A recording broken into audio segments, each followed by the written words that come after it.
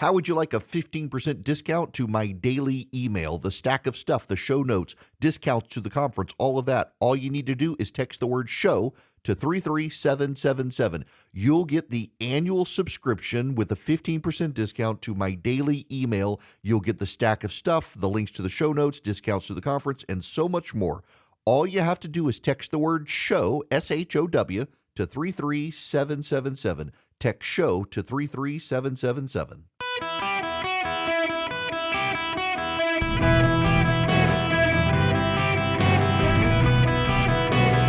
Welcome to the Eric Erickson Show podcast, Hour 1. Hello, America. Welcome. It is Eric Erickson here across the nation. The phone number, 877-973-7425. Should you wish to be on the program, delighted to have you as always. You know, this is one of those days where I got up, I prepped the show, I knew what I wanted to talk about, and, well, then the inflation numbers came out, and suddenly I got to talk about important big news of the day before I get into all the stuff I wanted to actually talk about. Right now, the Dow Jones is down about 450 points. The NASDAQ down about 222 points. S&P 500, which had crossed over 5,000, is now down to 4964, down 57 points. Why? The inflation news. It doesn't look like there's going to be, any real movement by the Fed to cut interest rates because of how inflation is coming in. Let me give you some perspective here, just so you understand where this is trotting out. This is the coverage at CNN with the White House economic advisor, Mr. Bernstein, who seems to be happy with the economic This morning, news. another sign the economy is getting better and better. The first big inflation report of 2024 spelled some good news for consumers. Prices rose by 3.1% for the last 12 months. That's a slight pullback from December's rate, but not as much as economists had expected. Remember, prices surged after the pandemic. We all felt it, peaking at 9.1% in June of 2022. Federal Reserve introduced 11 aggressive rate hikes in its battle to try to bring down those inflation numbers. Joining me now to discuss, Jaron Bernstein, chairman of the White House Council of Economic Advisors. First to you, what do you think of these new numbers that have just come out in the last couple of hours? Well, what you just described was very accurate. The trend is our friend. We had inflation peak at over 9% in mid-2022. It is down to 3.1% in January. That's a 6 percentage point or two-thirds decline off its peak. Now, that's occurred while labor markets have remained very tight, very strong, and that is a recipe for rising inflation-adjusted paychecks. Wages are beating prices at a nice clip, 1.6% over the past year. That's real buying power for middle-wage workers. And again, that's the combination of easing price pressures amidst a strong job market. So a 1.6% increase in wages adjusted for inflation, according to him, means real buying power for the middle class. That was CNN. Let's go over to, how CNBC covered it. This issue we talked about these beginning of the year price increases is something that drove inflation this time around. A lot of big increases in medical costs. You had medical care up 0.7, motor vehicle insurance up 1.4, hospitals up as well. You didn't get much. You got a little relief from the used car world. You had food prices up. It was just a lousy month when it came to inflation. And of course, real earnings also declined in the month. Worth pointing out. Yeah, real earnings declined, contrary to what the White House is saying over on CNN. Here's Rick Santelli as well, breaking it down as he usually does on CNBC. Headline more number accurate news. expected to be up 0.2% is up 0.3%. That's the hottest since SEP of 23 when it was up 0.4%. Strip out food and energy, even hotter, up 0.4%. Also 1/10 hotter than expected, up 0.4%. Well, you equal that going to May of last year. You surpass it going to April of last year when it was up 0.5. The year-over-year numbers also hotter, 3.1 on headline year-over-year. We were expecting 2.9, but did make progress versus the rearview mirror, which stands at 3.4. Now, if you consider 3.1, we've already been there. We were there in November of last year, and we were at 3.0 in June of last year. Finally, CPI year-over-year core, I think one of the ones I'm paying most attention to, 3.9%, exactly as the recent month, December 3.9, 0.2 hotter than expected. Not good numbers, despite what the White House is saying. It's not good. I've been saying for a while, and I got to double down on this, that the White House is focused on the macroeconomic picture. The United States compared to China, the United States compared to the EU, the United States compared to China and Mexico, and everything is fine. And in fact, you look at the macroeconomic picture, the country is great. The problem is the voters, you and me, we focus on the microeconomic picture, the how does it affect our house versus other houses inside the United States. We don't care about the United States versus China, the United States versus the EU. We care about us, our family. How is our family doing? You know how our family's doing? Auto insurance has increased 20.6%, the largest increase since 1976. Non-prescription drugs have gone up 9.2%, the largest increase ever. Repair of household items up 18.2%, the largest increase ever. The cost of taking your family to a sporting event up 13.5%. This actually isn't good for you and your family. It may be fine for the nation compared to other nations, but for you and me, it's not. Let me give you some more numbers here. Food costs are up 2.6%. Food that you eat at home as opposed to going to a restaurant, total cost increase 1.2%. The cost of frozen non-carbonated juices and drinks up 29%. Those are your frozen lemonades and orange juices. The cost of uncooked beef up 10.7%. The cost of baby formula and baby food up 8.7%. The cost of sugar up 7.2%, which is why the juices and drinks are up so high.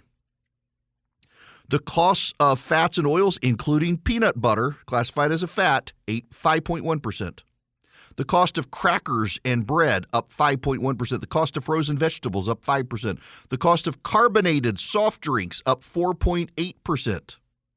The cost of food from vending machines like the one here in my office at the flagship station, all the price has gone up over $1 for a Snicker bar now. 10.6% increase. The cost of electricity up 3.8% now. What about the cost of real world living? Take out food, which a lot of food impact is energy costs.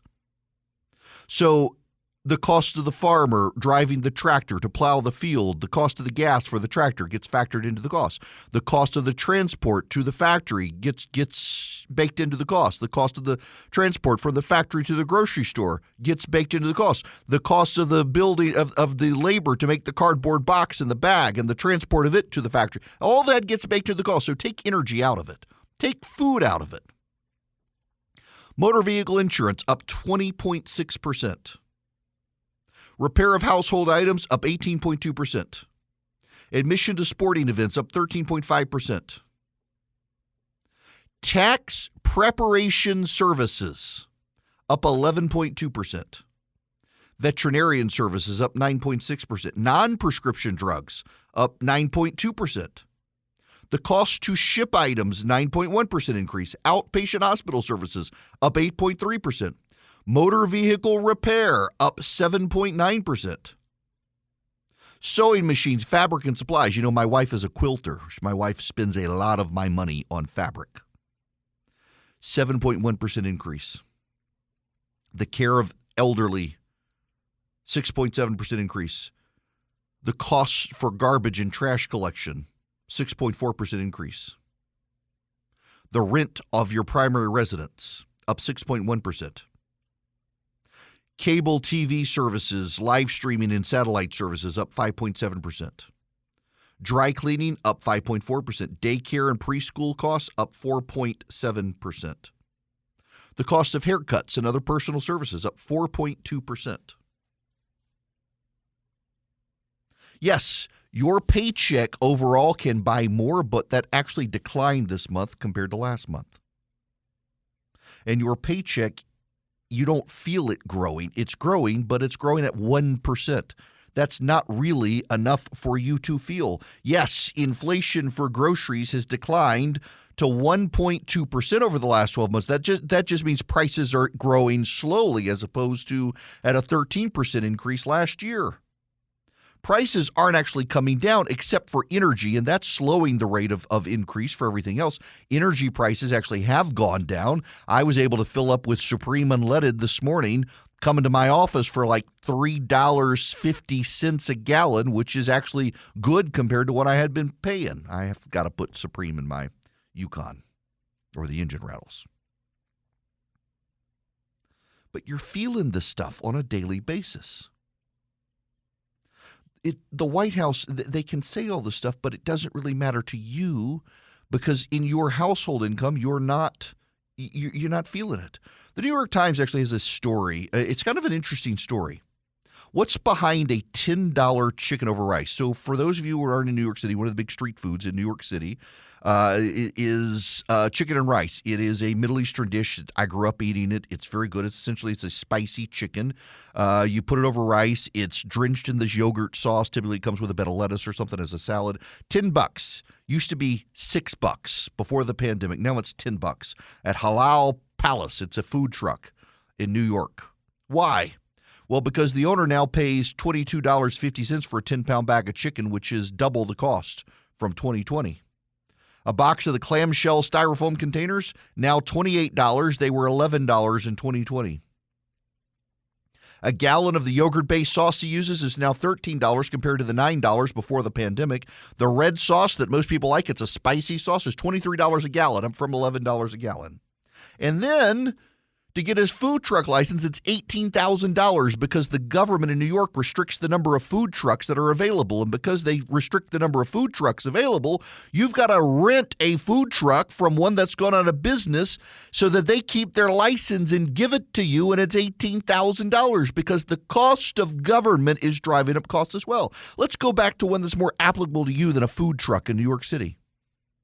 The cost of getting your taxes done through an H&R Block or a TurboTax or whatever, it's all gone up, and TurboTax sucks.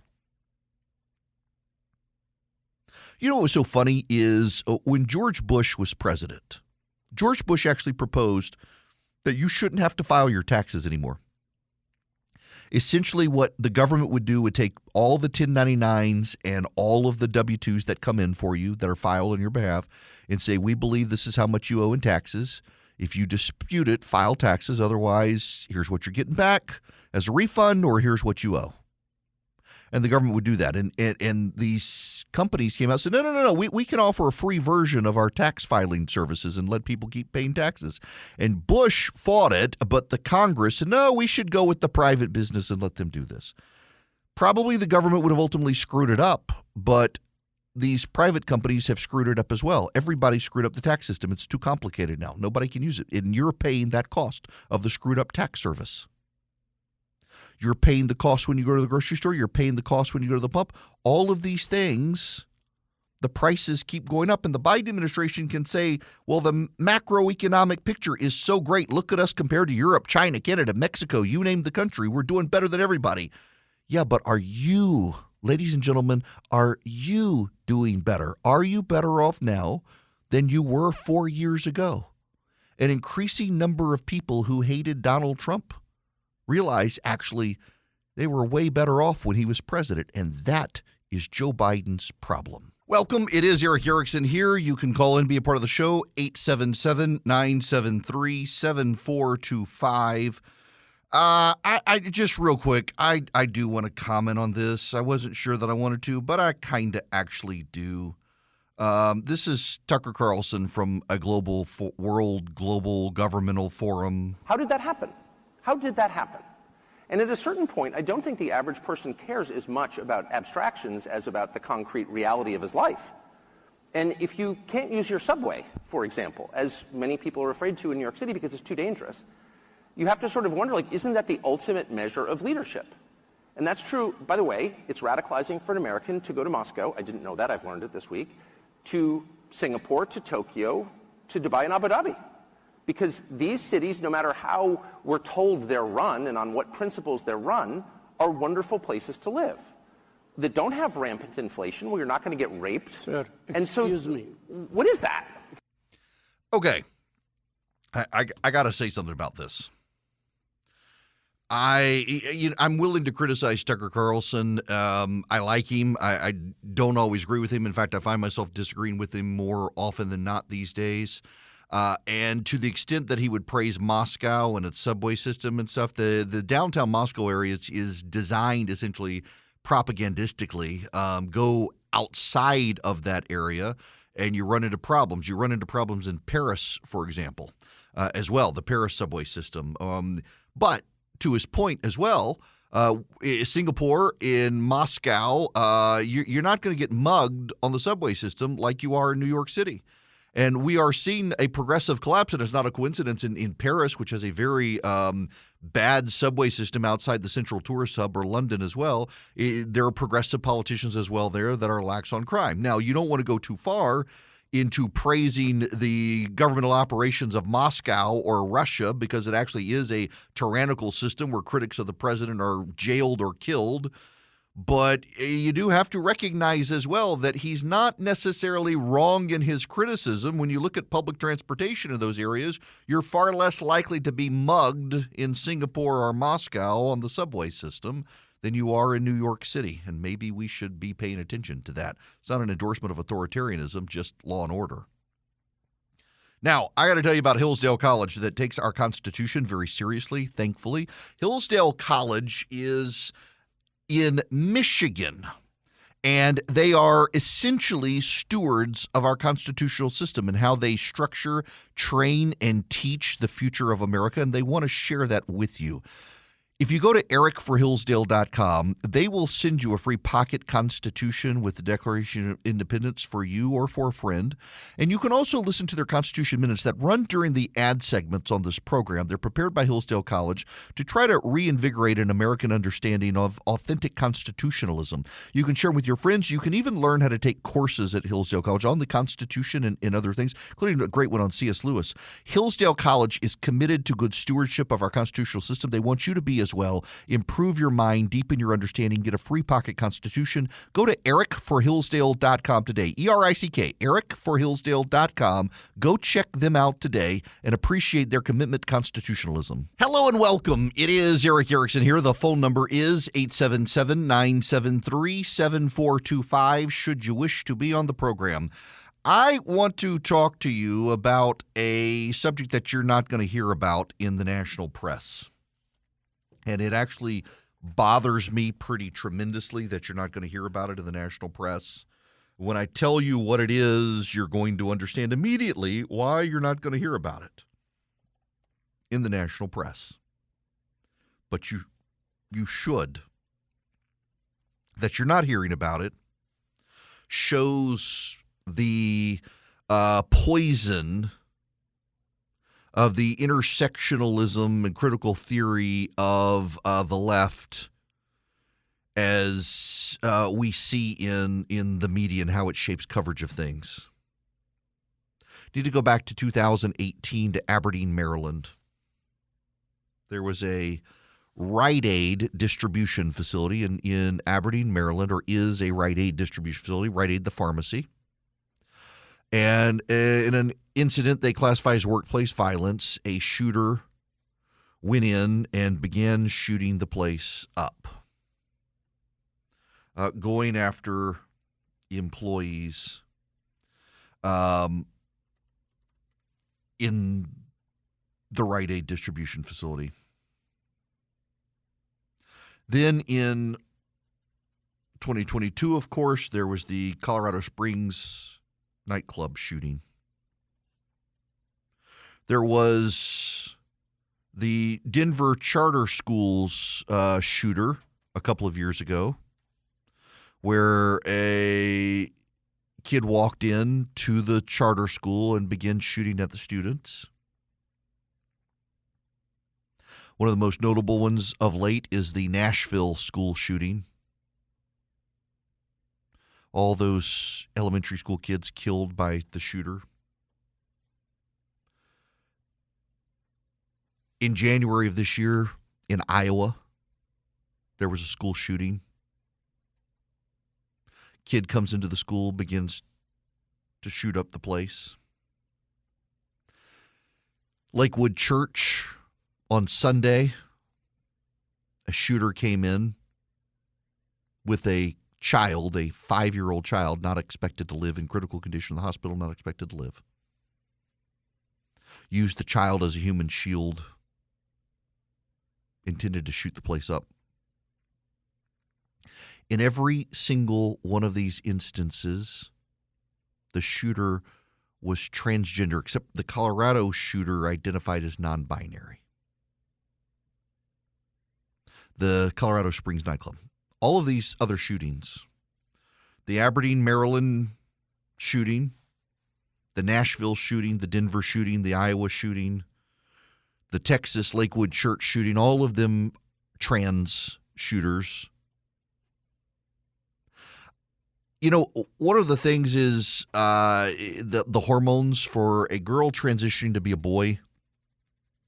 The level of testosterone and other hormones injected can cause emotional roller coasters, can cause rage. It's like you hear roid rage. That's kind of what it is. We're not hearing about those. In fact, the Iowa shooting happened the first day back at school, January 5th this year. 17-year-old student at Perry High School in Iowa shot a 6th grader, killed the 6th grader, wounded 5 others, committed suicide. The shooter identified as trans, and NBC News, this is their headline, Musk, meaning Elon Musk and far-right figure seize on Iowa shooter's possible LGBTQ identity.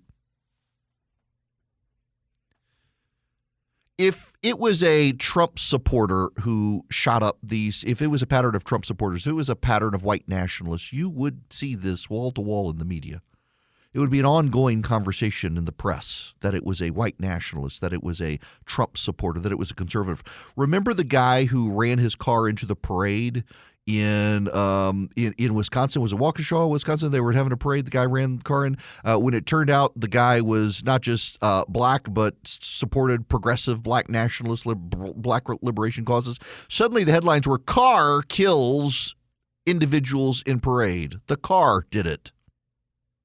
It's never the gun that kills. It's always the shooter. But with this guy, it was the gun. It was the car. It wasn't him. It was the car that did it. He turns out to have been a black progressive activist.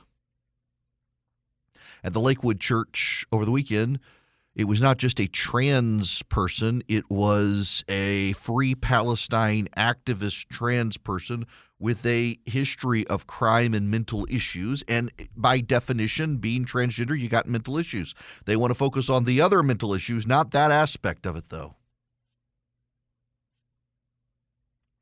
This is from CNN. Information from Marino's social media accounts and local authorities paint a portrait of a single mother with a history of mental health challenges going through the ups and downs of trying to turn her life around to launch a business. The Houston Homicide Command, Christopher Hasek, said the shooter used multiple aliases, including both male and female nouns. Marino was put under an order for emotional detention in 2016, and she had mental health history documented. Records from the Texas Department of Public Safety show Marino had a string of arrests for minor offenses over the past 2 decades, including possession of marijuana, an assault, illegal possession of a weapon, resisting arrest, forgery charges.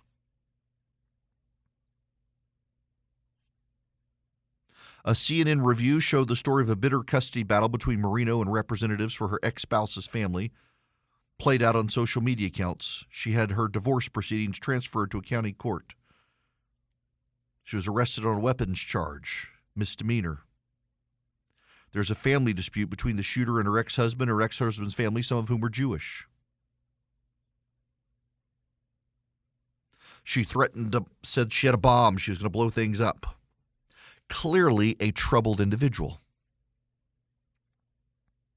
But here's the wild thing. Transgenderism, what is it? It is your belief that your mind and body are not in alignment. That's what transgenderism is. You believe, though you are biologically a male, that mentally you are convinced you are a female. And the progressive solution is not to try to align your body with your brain, but try to align your brain with your body through radical surgeries and medications that progressive groups like Planned Parenthood and others can profit off of. That it's easier in their mind to give you drugs and surgeries and align your brain with your body than to treat you to align your body with your brain, which is a non-surgical therapeutic issue. So they'll focus on all the other mental issues, and all of these people clearly have mental issues. And let's just be clear here. If you are willing to undergo surgeries and drug treatment therapies to alter your body significantly, to align your brain and body together in some way where your brain now sees your body and all the scars and issues and says, this is the real me, you clearly got issues. The way the media covers these things, they give excuses. It's very much related. It actually is very much related to the situation between Israel and Hamas. It actually is. You're thinking, what on earth does transgender shooters have to do with Israel and Hamas, Erickson? You lost your brain? No. See, in the pantheon of intersectionalism and critical theory, the whole world is broken down as oppressor versus oppressed. It's the oppressor versus the oppressed. And it is your characteristics that make you oppressor or oppressed. The color of your skin, your sexual identity, your gender identity, your sexuality, where you live, do you worship, do you have ability or disability? All those things align. The outward appearances in particular define whether you're an oppressor or oppressed. And in the case of Hamas, they are viewed as oppressed. So they actually, according to the intersectional ideas, they have no agency. They are defined as a class of oppressed people. And because they're oppressed people, they have no power. Therefore, they have no agency. So when Hamas rejects Israel's offered ceasefire, they have no actual power to accept a ceasefire. Only Israel can stop firing because Israel is the oppressor. It doesn't matter what the oppressed does. It doesn't matter what Hamas does, did, or will do. It matters what Israel does, did, or will do. So Israel is to be blamed for everything because Israel is the oppressor class. You'll remember a few years ago in Atlanta, young man was struggling with sex addiction, claimed he converted to Christianity, still struggled with sex addiction, was going to the Asian massage parlors that are essentially brothels, decided the only way to get over sex addiction was to go kill the women who were giving him sex. So he went and shot up the Asian massage parlors. And we had this massive wave of coverage of anti-Asian violence, and it was designed to tie it to white people. It was white people who were oppressors, the white people who were the bad ones. Well, then the data comes out, and it turns out that most anti-Asian violence in this country is done by young black men. And a number of videos came out from Los Angeles, from San Francisco, from Denver, from Chicago, from New York, And it showed young black men assaulting mostly elderly Asian people who just happened to be walking by. And you had that University of Colorado professor in Boulder come out and say, well, actually what's happening here is this is still white supremacy because the young black men are oppressed just like the Asians are oppressed because none of them are white. And so the oppressor class has imposed burdens on both of them, and the young black men are acting out against their oppression, and they can't dare act out against the oppressor who could oppress them further, so they act out against another oppressed class. And that's how it was viewed, and they dropped the subject. We don't talk about it anymore because it turns out it wasn't white people oppressing the Asians. In fact, it's the white people at Harvard who are trying to block the Asians from getting in so they can get in more non-white, non-Asian people. It's the way all of this works. It's the way it all works. So you're not hearing major media covers about the growing number of transgender shooters at schools and churches. Because they're oppressed. They have no agency. They have no volition. If it was a white guy, if it was a Trump supporter, it'd be wall-to-wall coverage today still. We'd be talking about it today still. It'd be a multi-day news story. The media is shaping coverage of these events based on the intersectional criteria of who they think is the oppressor and who they think is the oppressed. Meanwhile, we have a growing problem. These trans activists are becoming more violent. This one in particular was a pro-Hamas, Free Palestine, trans activist who put Free Palestine on her gun. And she was a she who began to identify as a he. Some people on the right got it wrong, but I mean, dude, look at her. No Adam's apple. Clearly a woman. The media is not covering this stuff. They don't want to cover the stuff. They don't want to talk about it because they view them as an oppressed class of people as opposed to an increasingly violent class of people who are given hormones and medicines that can make them more violent, who are clearly initially suffering with mental issues because their bodies and their minds do not align. And you're not allowed to talk about that. You're a hater. You're a bigot. You're a bad person. You're transphobe. Can we not recognize the pattern? Are we not supposed to? Or are we only supposed to recognize the pattern when it's a white guy with a Trump sticker on the back of his car or a Don't Tread on Me sticker or a Molon Labe sticker on the back of his car? We should resist the temptation to define people by classes of people, and instead we should be focused on the individual culpability. But that's not how the media plays the game, and we should note there is a class of shooter that's growing in this country. And it's not an oppressor class. It's a class of people already struggling with mental issues who are given medicines and hormones that can make them more aggressive. They won't talk about it, but I will, and I'm sure I'll get hate mail. But it still needs to be said.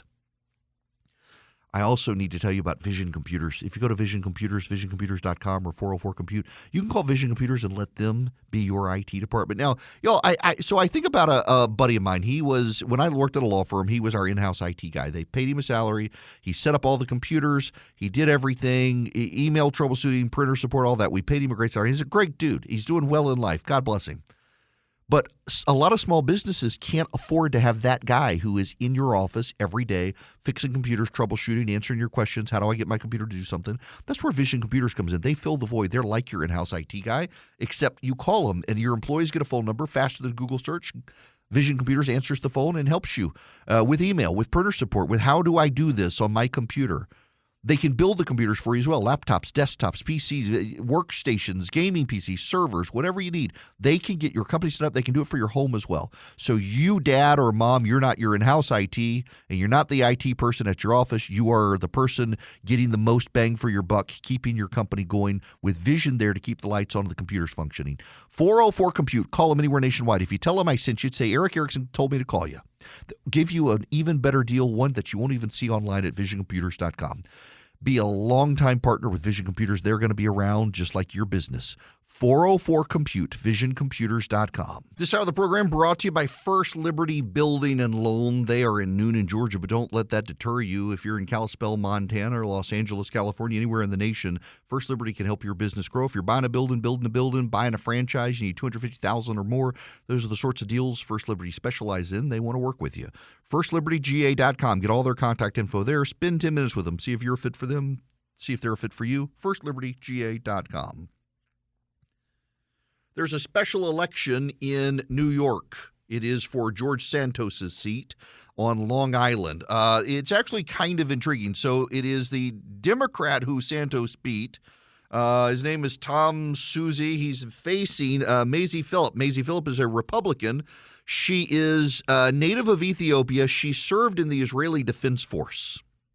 She's got one heck of a biography, and it's going to be a very close race. And I will go on record right now telling you that whether the Democrats or Republicans win, it doesn't matter. The race apparently too close to call. What they're going to tell you in all these cases is that this matters as a harbinger of what's to come in the election. I'm going to tell you right now it's wrong. I don't know what the polling is. I don't know who's going to win. It's too close to call one way or the other. But I can tell you it's not going to matter in November of 2024. And don't just believe me. Nate Cohen from the New York Times, Nate Silver, all the data analysts out there say it's not. One, this district is set to be redistricted. Two, other districts around the country are set to be redistricted based on court order. That's going to affect the House more than this.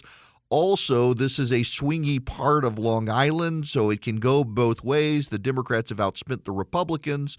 The Republicans seem to have a good ground game. You're not going to be able to extrapolate Pennsylvania, Michigan, Arizona, Georgia, Nevada, North Carolina.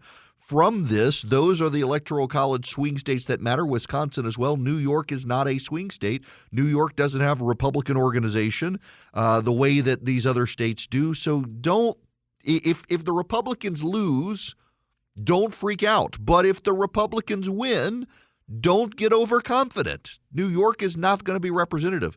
And all the high-minded people on television tonight who, depending on which way this goes, claim credit and say this is great for Trump or bad for Trump or great for Biden or bad for Biden, you can probably ignore them moving forward. You're not going to be able to extrapolate from this race in this district on Long Island in New York to any of the swing states. People love to make mountains out of molehills. This is a molehill election, and you can't do it. I don't care who wins. It's the only thing it's going to affect is the composition of the House. The Democrats may make it harder for Republicans, or Republicans may be able to pad their margins, but that's all that's going to matter.